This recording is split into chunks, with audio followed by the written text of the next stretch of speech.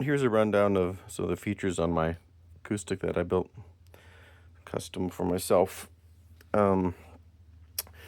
Western red cedar sinker top, so it has all the mineral lines in it because it sat in a bog for who knows how many years. Came from Haida Gwaii and on the Queen Charlotte Islands. Well, it's known as Haida Gwaii now. I used to live there actually in BC. So that's what that is. Bridge is Wenge. It's a pinless design I did because I hate messing around with pins. It's just when I'm playing live and I break strings, I don't want to have to be farting around with pins or losing one or whatever. I could just hook it in, string it up, and I'm ready to go. And there's a carbon fiber plate underneath that holds that, and it couples it to the top so that there's no chance of the bridge pulling or ripping away from the top because the pressure is being coupled from underneath, and then the forward tension is also sandwiching it down onto the top. So the bridge will never have issues of wanting to tear away or peel up, whatever. It really pushes sound to the top because that hard break angle. Anyways, it sounds great. Love it. So I'm happy with it. Individual bone pieces here. That way each one is putting specific pressure down on the piezo, which is adjustable tension-wise with these two set screws here. It has like a grounding strip on individual piezo ceramic pieces, and then as you tighten and loosen that, you can get a nice even mix. And once it's settled in, it's not even a month old, then I was going to put some little dowels of Wenge in there and cover them over. You won't be able to tell. I'll just touch them up and paint them up. And you won't see the set screws. And then if I ever need to adjust them, I can just drill them out. And then I can adjust them again. But so far, I'm leaving them out. Anyways, we'll move to the rest of the woods. The sides and back are Indonesian rosewood. Really nice set. This is a custom plate I built for the electronics, so out of Wenge. It was Wenge all over this thing. Custom end graft I built. I'll turn it and face it in the light over here for a second because it's really nice looking in the light. You can catch it. Yeah, it's really nice maple. I cut all my own binding on all of that. I only ordered the veneer, but the rest is all cut. So to the back and side set, the rest, you got this really nice piece of Indonesian rosewood, jacaranda, whatever you want to call it. And I did these little embellishments with maple as well. Because the brand name I chose for this is Freeq, Freeq. It's because it's not your ordinary guitar. It's meant to be different. I got no problem with your standard acoustics. I mean, I own several of them. They're great. I love them. But I figure why bother build the same kind of guitars that everyone else is building? This is the first guitar I've built in acoustic. I built lots of electrics and basses and stuff, and I've modified my other acoustics and stuff. But this is the first one I built for myself. So I want it to be different. This is all laminate neck with, again, Wenge maple veneer, and this is Padauk. This is introduced all over the neck, the Padauk. And then there's the A for my last name has a circle above it because it's from the Åland Islands, which is near Finland and Sweden. Åland, or however you want to pronounce it. That's our last name. That's my last name, so I put that on there. And then there's Padauk, maple, Wenge, all for the scarf joint. I did my own kind of custom several slice, Wenge, maple veneer, Padauk, maple veneer, Wenge, maple veneer. And it's hard to get the geometry just right so it'll line up to give you that neat kind of piece on the heel here. This is just a thing I added because I was thinking of laser etching my signature on there. And I've thrown it on other guitars of mine. Really great tuners, these Schollers, I believe they are. I got them, Godos, sorry, 510s. I got them a long time ago, so forgot which ones I ordered.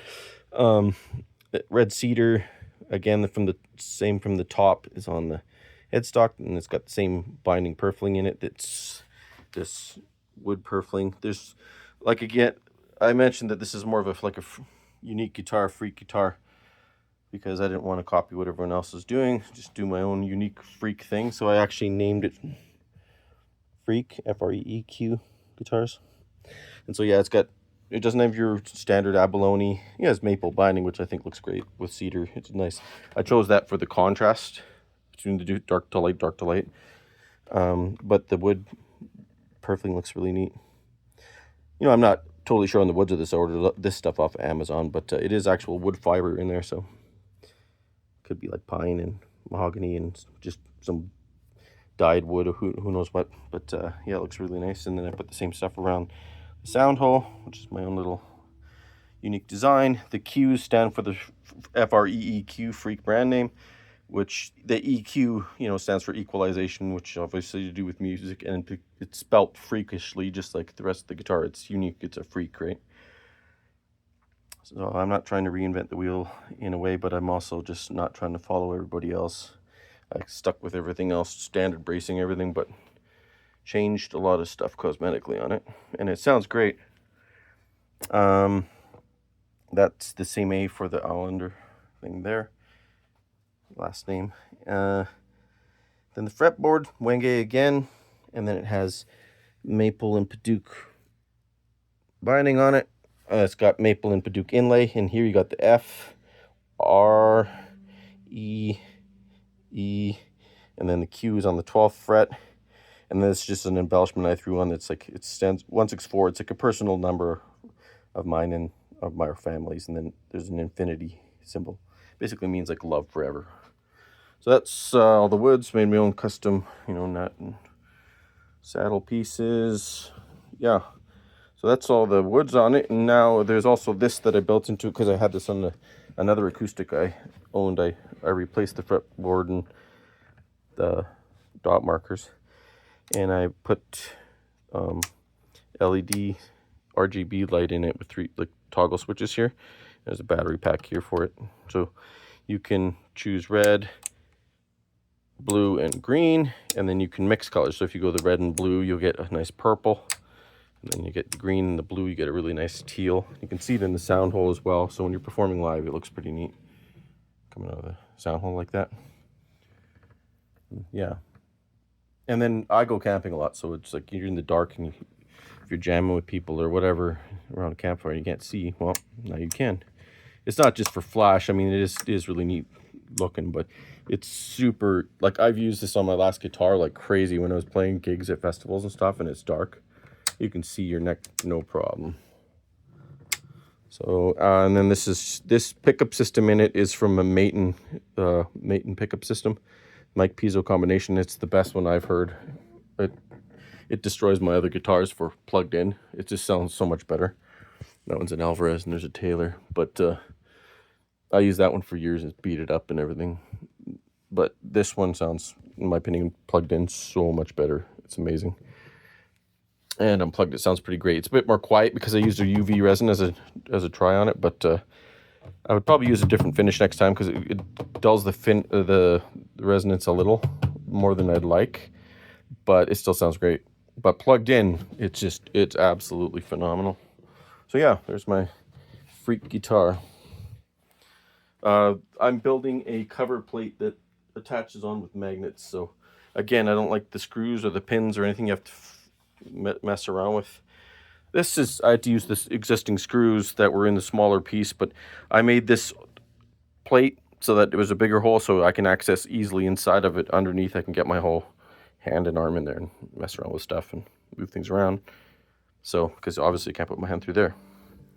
But the cover plate will be snapped on with neodymium magnets. I already have it made and I already have the magnets glued in. I just need to drill 1, 2, 3 holes and then it snaps on. I've used magnets on several guitars for like the back plate covers for electrics and a truss rod cover, etc. on other ones, and it works excellent and doesn't ever fall off. So I'm doing that again.